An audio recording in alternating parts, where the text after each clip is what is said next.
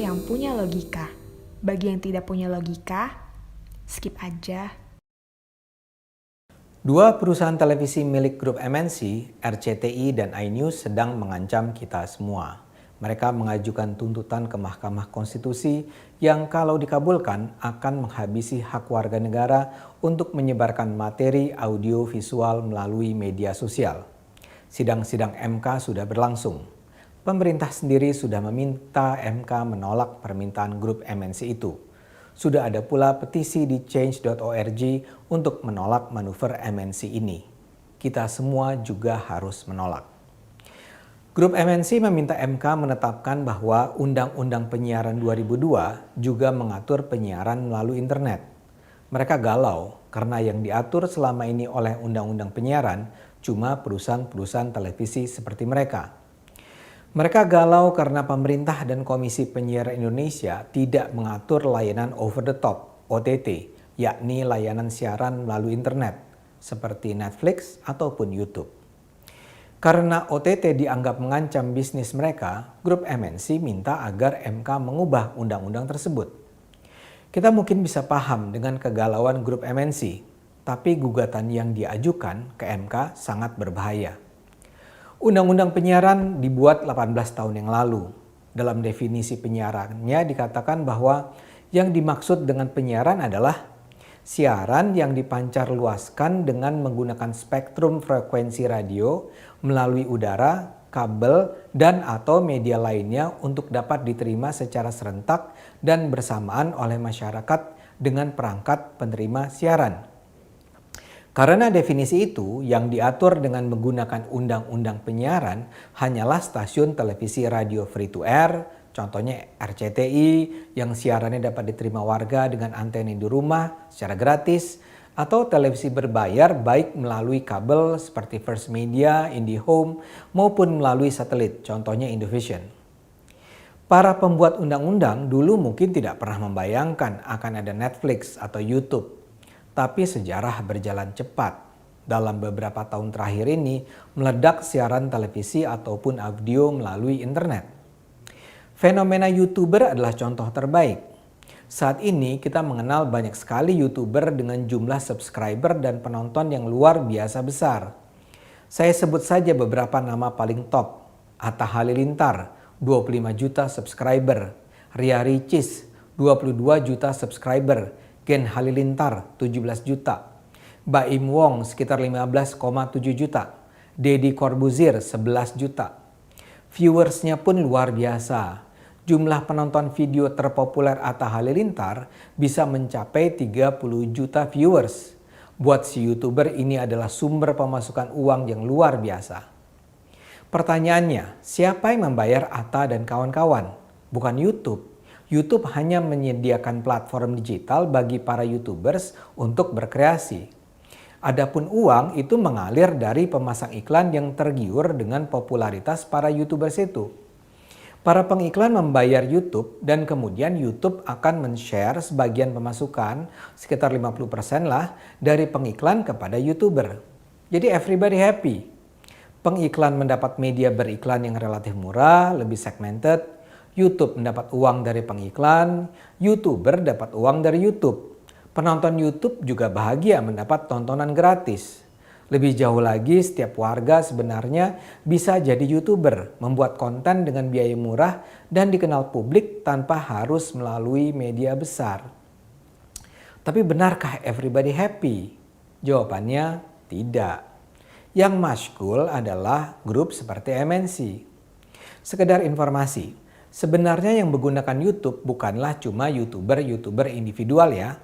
Sejumlah stasiun televisi besar juga punya channel YouTube yang populer. Channel Trans7 memiliki 16 jutaan subscriber. Indosiar punya 13 jutaan subscriber. SCTV 11 juta. Tapi memang channel-channel grup MNC relatif kecil atau lebih kecil penontonnya. RCTI hanya punya 3 juta subscriber dan iNews cuma 2 jutaan. Mungkin karena itu mereka jadinya masyhur. Mereka marah karena pundi-pundi kekayaan mereka terancam sementara mereka gagal bertarung di platform digital ini. Grup MNC tentu sebenarnya tidak dengan sendirinya keberatan kalau ada artis bernama Atta Halilintar memperoleh fans begitu banyak di YouTube. Tapi mereka marah karena popularitas Atta itu merebut keuntungan yang selama ini mengalir pada mereka. Sekarang banyak pengiklan memutuskan untuk mengalirkan dana iklan ke YouTube atau Facebook atau platform media digital lainnya. Mereka juga bayar para YouTuber sebagai endorser atau influencer produk mereka. Aliran dana ini yang menyebabkan para YouTuber itu kaya raya. Tapi ini semua berdampak pada pengurangan uang iklan yang mengalir ke stasiun televisi. Pengurangan iklan itu memang tidak akan membuat RCTI bangkrut. Uang iklan yang mengalir ke stasiun televisi grup MNC masih berada di atas 10 triliun rupiah setiap tahunnya. Tapi yang jelas realokasi anggaran iklan ke media sosial ini memang mengurangi tingkat keuntungan mereka. Kemudian setelah YouTube datang pula OTT populer yang lain, Netflix. Jasa layanan video on demand ini juga mengancam layanan pay TV seperti Indovision yang juga dimiliki grup MNC. Netflix jelas akan mengancam jumlah pelanggan televisi berbayar. Karena itulah grup MNC menuntut agar Netflix tidak bisa begitu saja berbisnis tanpa menjadi perusahaan yang memiliki izin di Indonesia dan tanpa tunduk pada aturan-aturan mengenai isi siaran di Indonesia sebagaimana yang sudah ditetapkan KPI. Seperti saya katakan, gugatan grup MNC ini sangat bisa dipahami, tapi juga berbahaya. Dalam gugatannya, MNC menuntut agar MK mengubah definisi tentang penyiaran. MNC meminta agar MK menetapkan bahwa yang dimaksud dengan penyiaran juga menyangkut siaran dengan menggunakan internet yang dapat diterima masyarakat sesuai dengan permintaan dan atau kebutuhan dengan perangkat penerima siaran. Kalau Anda bandingkan dengan definisi penyiaran yang asli, MNC memang dengan teliti menghapuskan syarat bahwa yang dimaksud penyiaran adalah siaran yang dapat diterima secara serentak dan bersamaan oleh masyarakat. Saya katakan teliti karena MNC sudah melihat bahwa kalau syarat diterima secara serentak itu masih ada, maka siaran melalui YouTube yang bukan merupakan siaran live sehingga dapat disaksikan dalam waktu berbeda-beda oleh audiens akan tetap dianggap sebagai tidak masuk dalam kategori penyiaran yang harus diatur dalam Undang-Undang Penyiaran. Jadi grup MNC merancang permintaannya secara berhati-hati agar memang semua siaran yang dipancarkan melalui internet termasuk Netflix, YouTube, Facebook akan bisa dikendalikan melalui Undang-Undang Penyiaran. Tapi dengan itu pula grup MNC menjadi musuh kita bersama. Dengan gugatan itu yang diserang grup MNC bukan hanya perusahaan-perusahaan besar seperti Netflix, YouTube, dan Facebook. Yang terancam oleh gugatan MNC adalah semua warga Indonesia yang selama ini sudah memanfaatkan berbagai platform media sosial untuk menyebarkan konten audiovisual, termasuk Cokro TV kita. Bukan hanya YouTuber terkenal, tapi juga semua warga yang men-share video melalui YouTube tanpa harus bertujuan komersil, atau Facebook, Instagram, Twitter, TikTok, atau bahkan WA Group, dan juga mereka yang menggunakan Zoom harus diatur oleh Undang-Undang Penyiaran. Para penyebar konten siaran ini jadinya harus punya izin penyelenggaraan penyiaran yang dikeluarkan melalui KPI. Bayangkan bahaya yang mengancam yang bisa ditimbulkan oleh gugatan grup MNC ini. Internet yang selama ini sudah menjelma menjadi media paling demokratis untuk bertukar informasi dan kreativitas dalam sejarah bangsa ini akan berubah menjadi kembali sebagai wilayah saling kirim email saja, seperti dulu pernah kita alami. Grup MNC sebenarnya bisa mengambil dua pilihan cara untuk membuat agar para pesaingnya seperti Netflix bisa diatur di Indonesia. Pertama adalah dengan mendorong lahirnya revisi Undang-Undang Penyiaran dengan memasukkan salah satu pasal yang secara spesifik mengatur soal OTT tadi. Dalam pasal ini bisa ditetapkan pengaturan yang berbeda-beda terkait OTT seperti Netflix atau YouTube atau yang sekedar merupakan kreativitas netizen, misalnya TikTok atau Instagram. Tapi untuk itu grup MNC harus mendukung lahirnya revisi Undang-Undang Penyiaran.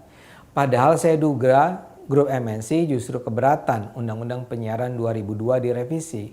Karena mereka sudah sangat nyaman dengan isi Undang-Undang Penyiaran yang sangat longgar dan dengan mudah dimanfaatkan untuk kepentingan bisnis mereka. Cara kedua adalah dengan meminta Kominfo mengatur secara lebih tegas operasi OTT seperti Netflix di Indonesia. Misalnya dengan mewajibkan agar Netflix membayar pajak dan tunduk pada peraturan-peraturan konten sebagaimana yang diikuti pay TV di Indonesia. Pengaturan semacam itu sangat mungkin dilakukan Kominfo. Tapi kalau itu dilakukan, artinya Netflix tetap diizinkan beroperasi di Indonesia dengan hanya mengubah sebagian kontennya yang dianggap bertentangan dengan Undang-Undang Indonesia. Padahal bagi grup MNC, kehadiran Netflix itu sendiri yang adalah ancaman. Dan kalau cuma itu yang dilakukan, bagi MNC itu tetap tidak menjawab persoalan ancaman dari YouTube dan media sosial lainnya. Karena itu saya rasa grup MNC akan terus melakukan dengan segala daya upaya menuntut MK mengubah undang-undang tersebut. Kita yang masih berakal waras harus melawan ketamakan grup MNC ini. Kita berharap MK tidak menerima gugatan MNC yang tidak masuk akal. Kita tapi juga berharap MNC kembali ke akal sehatnya. Karena hanya dengan akal sehat negara ini akan selamat.